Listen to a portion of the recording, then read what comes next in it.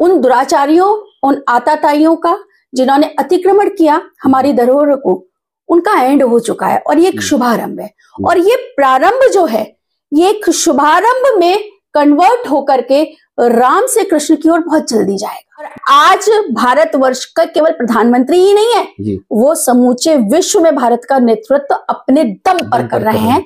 ये प्रशंसनीय बात है। तो किस माँ को फक्र नहीं होगा या किस संत को फक्र नहीं होगा कि मेरा राजा और मेरा बेटा तो बहुत अच्छा है। रामलला के अयोध्या में विराजमान होने के बाद से पूरे विश्व में सनातनियों में एक उम्मीद की किरण चमकी है। अभी रामलला का दर्शन करके हमारे साथ में हरिगढ़ की नहीं पूरे भारतवर्ष की एक ऐसी तेजस्विनी, एक ऐसी त्यागमय मूर्ति हम सबके साथ में है, जिन्होंने अपना पूरा जीवन राष्ट्र के लिए, देश के लिए, धर्म के लिए समर्पित कर दिया है। वो पहुंची हैं। रामलला का आभा मंडल, रामलला का भाव कैसा है, उनसे जानते हैं। तो हमारे साथ में है महामंडलेश्वर पूजनीय अन्नपूर्णा पुरी जी। तो आइए बातचीत करते हैं कि राम मंदिर राष्ट्र मंदिर कैसे होगा और विश्व का कल्याण कैसे करेगा। संवाद टीवी के राम भक्त वंदन कार्यक्रम में आपका बहुत बहुत अभिनंदन, बहुत बहुत स्वागत। बहुत हम लोग के लिए भी प्राउड है और सभी के लिए है कि 22 जनवरी के उस माहौल के साक्षी बने जिसको पूरी दुनिया देखने के लिए एकदम लालायित थी, और जिनकी आंखों के सामने से रामलला एकदम निकट से देखे होंगे तो उनका तो जीवन धन्य हो गया। बाकी तो सोशल मीडिया के माध्यम से विश्व के लोगों ने देखा ही देखा। तो कैसा माहौल था, कैसी अनुभूति थी, और फिर आगे भारत का भविष्य, दुनिया का भविष्य रामलला से जोड़ते हुए कैसे देखते हैं? सबसे पहले तो संवाद टीवी के लिए और आपको बहुत बहुत साधुवाद जी। जिस प्रकरण को लेकर के आप ये सबकी भावनाएं जो है वो कैद कर रहे हैं, निश्चित तौर पर ये सारे भाव और ये सारी जो अनुभव हैं इनका कैद होना भी बहुत आवश्यक है। जिस आभा मंडल की और जिस भाव की आप बात करते हैं उसके लिए शब्द नहीं है जी। और निश्चित तौर पर यदि कोई हमसे पूछा जाता है आपके जीवन काल में सबसे अविस्मरणीय और गौरवपूर्ण क्षण कौन सा होता है, कभी कोई आईएएस बन जाता है, कोई पीसीएस बन जाता है, कोई मदर फादर के लिए सेक्रीफाइस करता है, बहुत सारी चीजें होती हैं। तो मैं बहुत इतरा रही हूं इस बात पर जी कि मैंने जीवन के उस क्षण की साक्षी बनकर के मैंने वो डिग्री हासिल की है, वो भक्त होने की डिग्री हासिल की है जिसके लिए केवट और शबरी जैसे लोगों ने जाने कितने वर्ष और कितना जो है प्रतीक्षा की थी जी। तो निश्चित तौर पर इसके लिए तो शब्द ही नहीं है जी। वह भाव विभोर कर देने वाला पल मानो रामायण जीवंत हो गई हो, मानो ये वही पल हो जिसमें वाल्मीकि जी और तुलसीदास जी ने अपनी रामायण में जिसको शब्दों में दर्शित किया है, रामानंद सागर की वो रामायण जो है वो जीवंत हो उठी थी जी। और कोई भी आंख वहां पर ऐसी नहीं थी जिसकी आंखों में से अश्रु की धारा न बह रही स्वतः था। मैं ये मानती हूं कि अगर वहां का पाषाण भी है तो वो भी उस समय जो है खुशी के, प्रेम के, भक्ति के भावों में भाव विभोर था। ऐसा परिदृश्य वहां का था जी।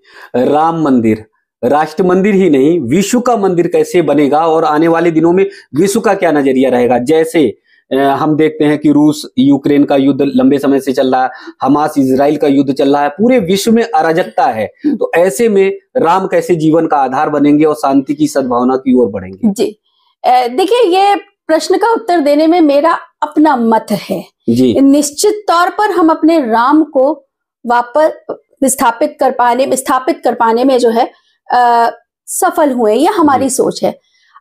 दूसरा एक इसका अगर हम एंगल देखते हैं तो राम तो कभी ना तो समाप्त हो सकते हैं ना उनका कहीं अंत है, वो तो सब जगह विराजित हैं, पर फिर भी एक औपचारिक होता है कि जो जहां पर वो पैदा हुए, जहां पर उनके अवशेष हैं या जहां पर उनकी शिक्षा हुई, तो वो हमारे लिए गौरवशाली क्षण होता है।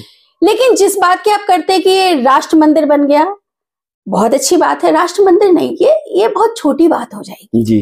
राष्ट्र मंदिर कहना इसको, ये बहुत छोटी बात इसलिए है मेरे नजरिए में क्योंकि राम तो अपने आप में एक भाव है जी। राम जो है वो अपने आप में एक इतनी बड़ी मर्यादा की और नियति की और राजपाट की एक परिभाषा है जिसको जीवंत करने के लिए हमें हर पल हर युग में जो है वो राम चाहिए और चल रहे हैं। वो एक अलग बात है कि जो उनका अपना स्थान था, उस स्थान पे थोड़ा राक्षस लोग आ गए और हमें समय लगा फिर से वही मंदिर बना पाने में। तो जहां तक विश्व शांति की बात करते हैं तो मेरा इसमें एक सिद्धांत अलग जाता है, क्योंकि मैं राम और कृष्ण में अंतर नहीं मानती। राम ही कृष्ण बन करके आए। युग और परिस्थिति अनुसार जो है व्यक्ति को अपने कैरेक्टर में भी बदलाव लाने पड़ते हैं, तभी शायद हमारे यहाँ जो 33 कोटि देवी देवता की बात की जाती है, क्योंकि हर एक का अपना कार्य है। जब त्रेता था तब राम की आवश्यकता थी, और जब द्वापर आया तो कृष्ण की आवश्यकता थी। तो मैं इसको इस नजरिए से देखती हूँ कि राम मंदिर तो बन गया, जल्दी से मथुरा में कृष्ण मंदिर भी बने। और एक किंवदंती है, अंतः अस्ति प्रारंभ, the end is the beginning. तो दिस वाज द एंड।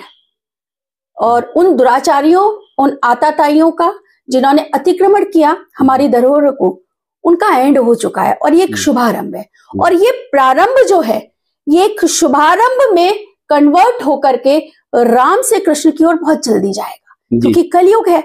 तो राम की तो मर्यादा को हम लेकर के चलेंगे, लेकिन नीति और युद्ध में कृष्ण बन करके हम लड़ेंगे। और तभी जो है ये खाली राम मंदिर नहीं, हमारे यहाँ का सनातन धर्म जो है वो राष्ट्र धर्म और राष्ट्र निर्माण में, विश्व निर्माण में जो है वो कार्य आएगा। और तभी इस किंवदंती को हम सत्य कर पाएंगे कि भारत विश्वगुरु था, विश्वगुरु है और विश्वगुरु ही बनेगा।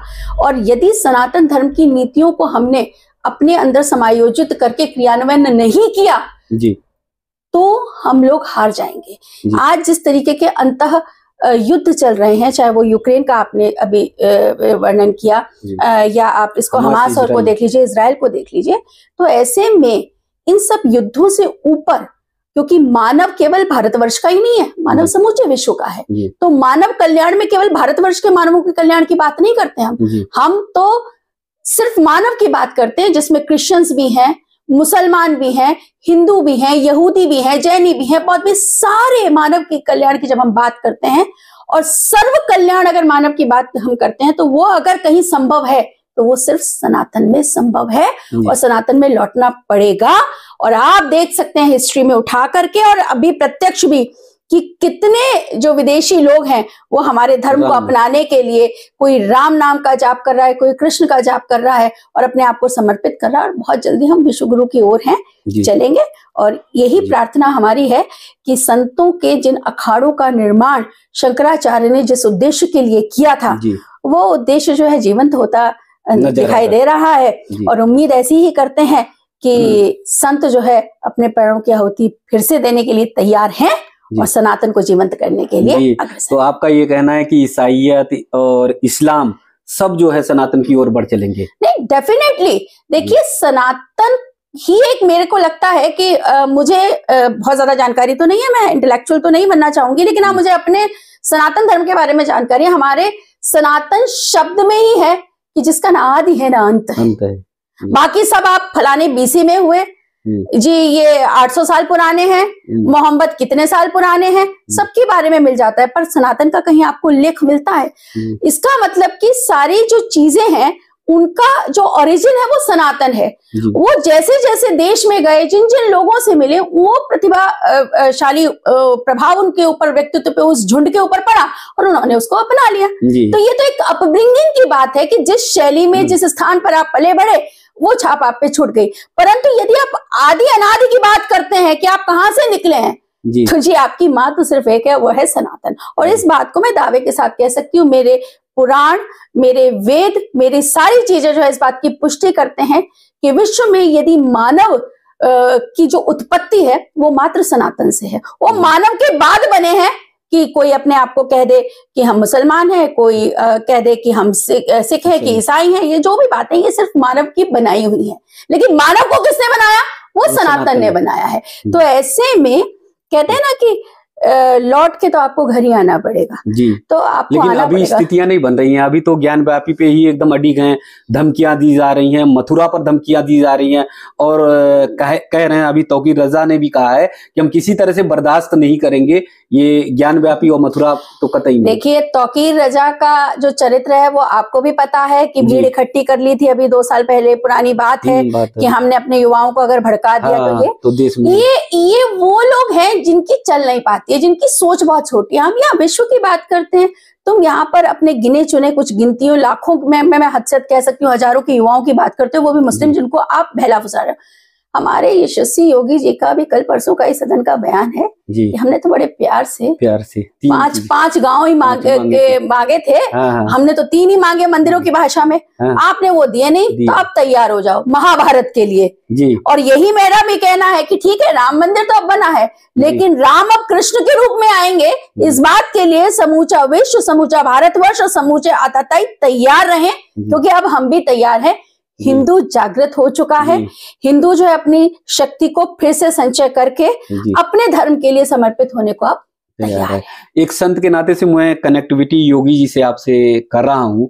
योगी जी ने भी यही कहा कि बहुसंख्यकों को गिड़गिड़ाना पड़ा अपने धर्म स्थलों के लिए, ये बड़ा दुर्भाग्य है, और वही पीड़ा, वही दर्द, वही तकलीफ मैं आपके अंदर भी देख रहा हूँ। नहीं, निश्चित तौर पर बात यहाँ पे बहुसंख्यक की भी नहीं है, बात यहाँ पर सत्यता की है, बात ईमानदारी की है। बहुसंख्यक तो कौरव थे, अल्पसंख्यक तो पांडव हो गए थे, परंतु सत्य क्या है? भाई जो जिसकी चीज है वो उसी की रहनी चाहिए। और भाईचारे का मतलब ये नहीं है कि आप दूसरे का चारा खा जाओ। भाईचारे का मतलब ये है कि आप मिल बांट के ईमानदारी के साथ किसी पर भी जो है अतिक्रमण ना करो, चाहे वो भावनात्मक हो, चाहे वो संपत्ति का हो। अभी तो आप में भाव ये होना चाहिए कि अगर तेरे पास कोई कमी पेशी है तो हम उसको पूर्ण करें, उसको भाईचारा बोलते हैं। तो ये बहुत दुखद होता है कि आप किसी के अधिकारों का हनन करें, मेरे ही घर में रह करके और मेरे ही थाली में छेद करें, तो ये बर्दाश्त नहीं होता है और ये बहुत ही दुखद पल होता है। लेकिन उसके ऊपर भी कहते हैं ना कि मानव का जो एक परोपकार धर्म है, कि अर्जुन को कष्ट यही हुआ कि जिन्होंने उनके साथ गलत किया, जिन्होंने उनकी पत्नी को सरेआम बेइज्जत किया, ठीक उसी प्रकार से हिंदू धर्म है। हिंदू धर्म की बहन बेटियों को लव जिहाद के माध्यम से बहला फुसला रहे हो, प्रॉपर्टियां उनकी आप वो ले रहे हो। आपका ये जो एक रूल बना हुआ है कि आप अगर किसी भी संपत्ति पे जो है वक्फ बोर्ड वाली बात जो आती है तो आपकी हो जाती है। तो ये जो अतिक्रमण है, ये जो आताताईपन है, ये जो आक्रामक आपका स्वरूप है कि आपने जो कह दिया वो सत्य, अरे नहीं भाई ये गलत है। ठीक वैसे अर्जुन के साथ हो, लेकिन फिर भी हम सोचते हैं कि हमारे माध्यम से किसी को भी कष्ट ना पहुंचे। परंतु अब गीता के उसी उपदेश की बात आ जाती है कि there is a limit to just sustain in this type of circumstances। हमारे कृष्ण जी ने भी गीता में कहा है कि अन्याय को सहने वाला भी बहुत पापी होता है। ठीक है, तो अब अन्याय अब हम लोग नहीं सहेंगे, उस स्थिति में पहुंच चुके हैं। हम गिड़गिड़ा भी लिए, हमने गुहार भी लगा ली, हमने विनती भी कर ली, परंतु अब जो है न्यायपालिकाएं नहीं कर रही है। वो बात ठीक है, आप लोग औपचारिक भाषा में कहें कि न्यायपालिका है, संविधान है। न्यायपालिका और संविधान तो पहले भी थे जी, है ना, 70 साल से थे, आजादी के बाद से थे। वही न्यायपालिका और वही संविधान जो है आज कैसे अपने शक्तियों का सही प्रयोग कर पा रहा है, अब तक वो क्यों डम था? तो ये निश्चित तौर पर निहित है और कहीं ना कहीं किसी न किसी रूप में हमारे राम, हमारे कृष्ण जो है वो यहाँ पर उपस्थित हैं, जिनके माध्यम से कार्य हो पा रहा है। तो ऊपर वाले की जब सीधी निगाह होती है तो सारी चीजें चल रही हैं, और अब ऊपर वाले ने हिंदुओं को चेता दिया है, ठीक उसी प्रकार से जैसे श्री कृष्ण भगवान ने अर्जुन को चेता दिया था। और अब हम लोग किसी भी स्थिति का सामना करने के लिए तैयार। लेकिन आप कह रहे हैं कि हिंदुओं को चेता दिया है, सजग कर दिया है, लेकिन दूसरी तरफ वहीं पर कहना है कि आपने बना तो लिया है, आपका समय है, लेकिन हमारा समय आएगा तो हम भी बता देंगे। ये वह अपने व्यक्तित्व के प्रमाण दे रहे हैं स्वयं ही, जो हम इतिहास में पढ़ते आए हैं। निश्चित तौर पर मंदिर पहली बार नहीं बना है, मंदिर पहले भी 4-5 बार बन चुका है और तोड़ा जा चुका है। ये तो आताताइयों का काम है। तो ये तो सृष्टि है जी, जहाँ बनता है वहां बिगड़ता भी है। तो कोई बात नहीं, तुम कहते रहो, हमें फर्क नहीं पड़ता। लेकिन हाँ, आपके माध्यम से मैं समूचे सनातनियों को एक संदेश जरूर देना चाहती हूँ, विश्व के सनातनियों को, कि अब एक लिमिट हो चुकी है। अब आप लोग तैयार रहें। और अब हमारे लिए चुनौती अगर है तो वो यही है कि राम मंदिर बना तो दिया है, लेकिन ये राम मंदिर अब टूटना नहीं चाहिए। ये जिम्मेदारी केवल राजनीतिक दलों की नहीं है, किसी एक व्यक्ति की नहीं है, ये जिम्मेदारी समूचे सनातनियों की है।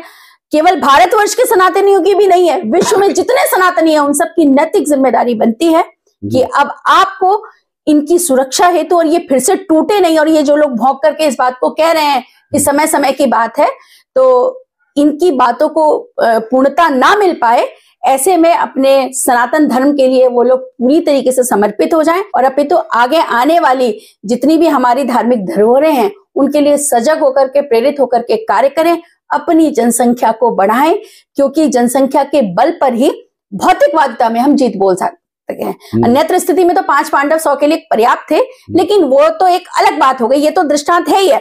लेकिन फिर भी हमें भौतिकवादिता में जो है फैलना है। अच्छी चीज जितनी फैलेगी उतना जीवंत होगा, तो सनातनी जितने बढ़ेंगे, सनातनियों की बात उतनी लोगों तक पहुंचेगी और सनातन धर्म जीवंत रहेगा। एक तरफ उत्तराखंड में यूसीसी लागू हो रहा है, दूसरी तरफ जो है आप जनसंख्या के लिए बढ़ाने के लिए बात कर रहे हैं। देखिए, दोनों में कहीं विरोधाभास नहीं है। यूसीसी मतलब यूनिफॉर्म सिविल कोड, अभी तक जो चल रहा था कि कहीं तो 50 बच्चे मान्य हैं और कहीं जो है वो 2 बच्चे भी मान्य नहीं हैं, और कहीं पर 2 से ज्यादा होने पर जो है सरकारी नौकरियों में सुविधाओं में कर्टेल कर दिया, और वहीं दूसरे समुदायों के लिए, क्या मुसलमानों के लिए कहीं कोई कंडीशन नहीं है। तो अगर यूसीसी उत्तराखंड में लागू हो गया, पूरे भारतवर्ष में लागू हो जाए, तो हम तो बर्थ साइड स्वीकार करेंगे, क्योंकि हिंदू तो ऑलरेडी लिमिटेड है। हिंदू जो है, देखिए मैं इसलिए नहीं कह रही हूँ, हिंदू के तो डीएनए में ही नियम से चलने की एक बात है। एक्सेप्शन से एक अलग बात है कि आप कोई ला करके खड़ा कर दो, फलाने का नाम ले लो, फलाने, वो एक अलग बात है। लेकिन अगर हम मैच्योरिटी लेवल की बात करते हैं तो हिंदू समाज जो है वो लगभग 90% सजग है, और वो बहुत सहिष्णु है। वो लड़ाई दंगा नहीं चाहता है, चाहे वो अनपढ़ है, गंवार है, भौतिक डिग्री उस पे है या नहीं है, लेकिन जो उसका डीएनए है, यानी हमारे सनातन का जो डीएनए है, वो बहुत ही सहिष्णु है, और वो बहुत सहजता से चीजों को स्वीकार करता है और समझता है। यही कारण है कि जनसंख्या का दर आप हमारा देख लीजिए और दूसरे समुदाय का देख लीजिए। तो अगर यूसीसी लागू होता है तो हमें उसमें, हम तो उसके खुद पैरवी करने वाले लोगों में से हैं, वो होना चाहिए।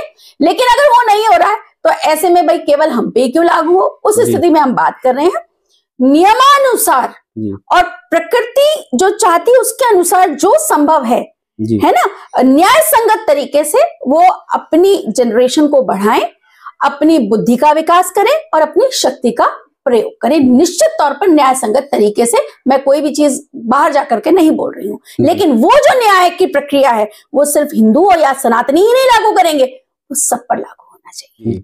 बहुत सारे रामलला का ऐसी छवि है, तो उनके दर्शन को, भाव को देखकर बहुत सारी मुस्लिम महिलाएं चल पड़ी हैं दर्शन करने के लिए। कोई रात में 2 बजे चल रहा है, कोई पैदल यात्रा कर रहा है, और बहुत सारी महिलाएं कह भी रही हैं कि यहाँ सनातन में सुरक्षा है, शांति है, सद्भावना है।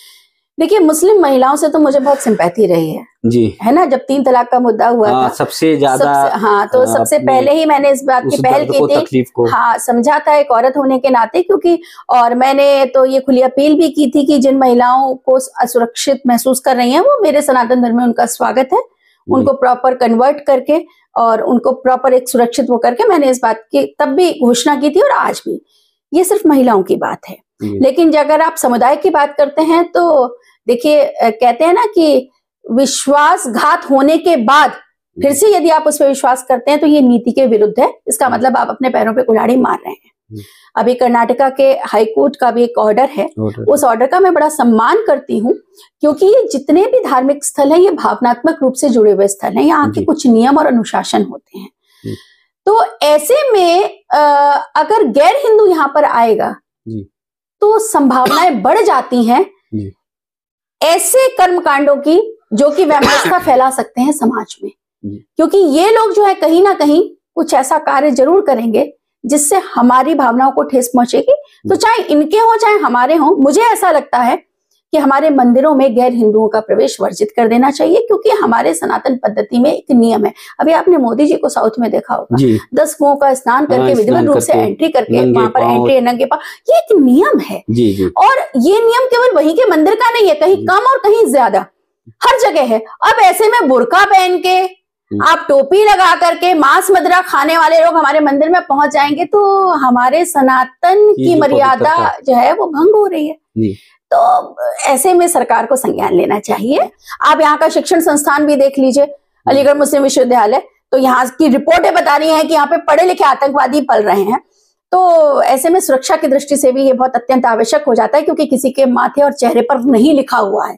और रॉ एजेंसीज या इंटेलिजेंस की बात करें तो मेरी बात को पढ़े लिखे तरीके से अगर कंसीडर किया जाए, विवादित ना समझा जाए, तो सुरक्षा दृष्टिकोण से अत्यंत आवश्यक है, क्योंकि ये लोग कुछ भी करा सकते हैं। तो ऐसे में उनको तुरंत गैर हिंदुओं की एंट्री को तुरंत बैन करना चाहिए, अयोध्या में तो विशेषकर। लेकिन वो कह रहे हैं कि उनकी भावना उमड़ रही है, रामलला का दर्शन ऐसा है, छवि ऐसा है, रात में सपने में आते हैं, तो भावना को आहत करेंगे क्या? वो हमारे पास आ जाए, हम उनकी पूजा पाठ कराएंगे, हम उनको दर्शन कराएंगे। वहां जाने की क्यों, वो इतनी अगर अच्छी भावना है तो उनको फिर सबकी भावना का ध्यान रखना चाहिए। अगर वो राम को प्यार करते हैं तो राम भक्तों की भावना का ध्यान रखेंगे, और राम भक्तों की भावना ध्यान रखेंगे तो उन्हें मंदिर परिसर में प्रवेश नहीं करना चाहिए, या फिर वो हिंदू बन जाए, सनातन धर्म को अपना लें, उसके बाद आ जाए। अपना मीट मांस जो भी गौ मांस खाते हैं, मदिरा पीते हैं, आदि आदि आदि आदि ऐसी बहुत सी चीजें हैं उनके यहाँ की नियमावली में जो कि सनातन में निषेध है, तो उस सबका त्याग करें, आए, उसके बाद हम उसको सुचारू रूप से लेकर के चलेंगे, उनका शुद्धिकरण करके तब चलिए। तो नियमों का तो पालन करना पड़ेगा। रामलला का 22 जनवरी का वो दृश्य, वो भव्य, वो नव्य दर्शन, और दूसरा फिर आ रहा है 2024, तो कैसे देखते हैं, किस दृष्टि में देखते हैं? देखिए, राजनीति के बारे में मुझसे ना ही बुलवाए तो उचित है, लेकिन मुझे ऐसा लगता है कि जब आपके 4 बच्चे होते हैं और कोई बच्चा जब अच्छा कार्य करता है तो माँ जो है थोड़ा उसको फेवर ज्यादा करती है और पुरस्कार भी करती है, प्रोत्साहन भी देती है।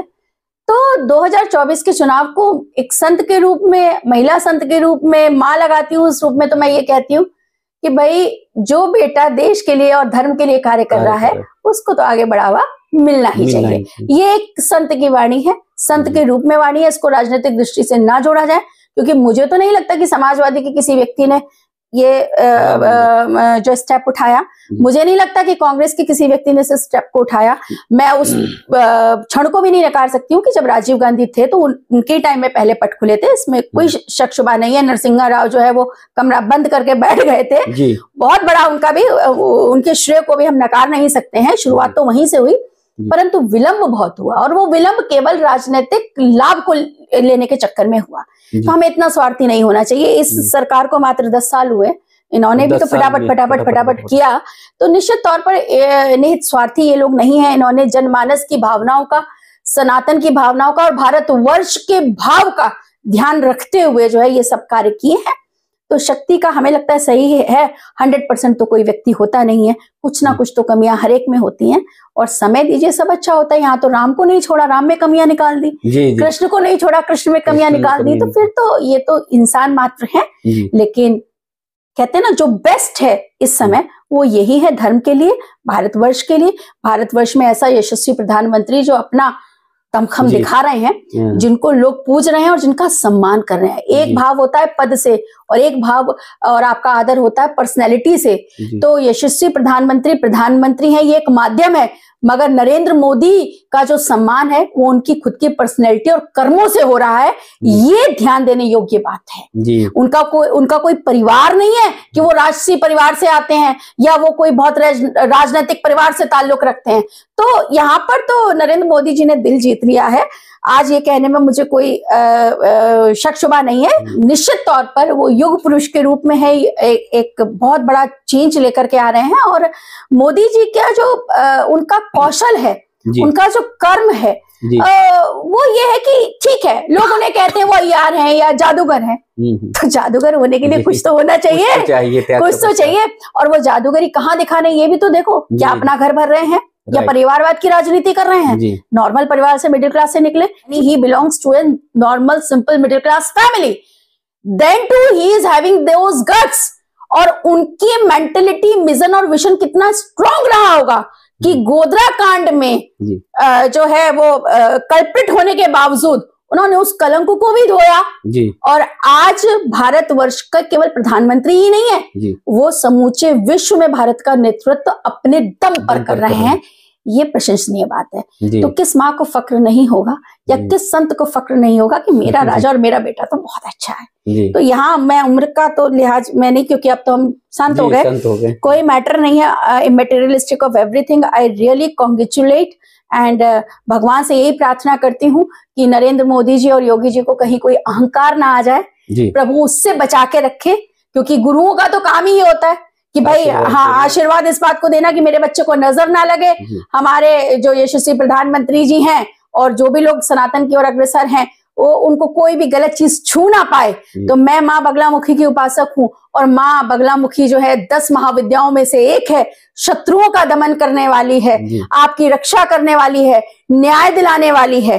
तो मेरी माँ से और अपनी पूजा को समर्पित करती हूँ प्रधानमंत्री जी के लिए कि प्रधानमंत्री जी के शत्रुओं का नाश करे, प्रधानमंत्री जी को बुद्धि दे और विवेक दे और उनका मार्गदर्शन करती रहे, ताकि बहुत जल्दी उन्हीं के टेन्योर में आने वाले 5 साल में देश जो है वो विश्व गुरु की ओर अग्रसर हो जाए। जी। तो लंबी बातचीत में लब्बो लोआब यही निकला कि भारत जो है विश्व गुरु की ओर अग्रसर हो रहा है, और कहने का तात्पर्य ये भी रहा कि अब ज्ञान व्यापी और मथुरा का भी जल्द निर्णय आया है, जल्द ही निर्माण हो। जैसे रामलला भव्य दिव्य दिखाई दिए, वैसे ज्ञान व्यापी और मथुरा आए, और 2024 के लिए तो एकदम मार्ग माँ ने प्रशस्त कर दिया है।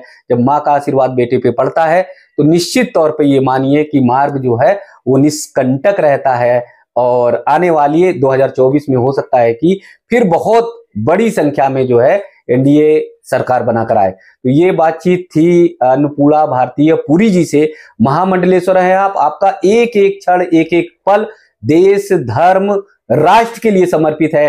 कई बार बातचीत में तो हमारी व्यक्तिगत तौर पर बातचीत हुई तो बोले कि हमारे प्राण भी राष्ट्र के लिए धर्म के लिए जाते हैं तो जाएं, लेकिन राष्ट्र और धर्म को कुछ भी नहीं होना चाहिए।